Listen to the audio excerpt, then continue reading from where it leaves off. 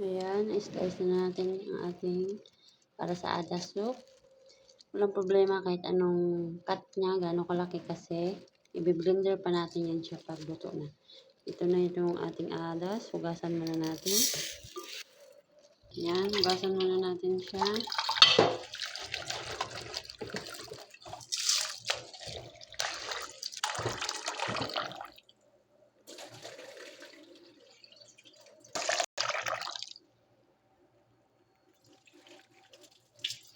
Ayan, ilagay na natin siya dito sa kanyang kaldero.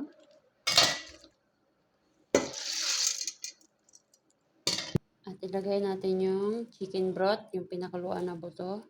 Yun ang gawin nating sabaw sa adas. Iwas natin. Ilagay na natin sa apoy. Lagyan lang natin ng 1 cubes chicken. Then half spoon na rock salt.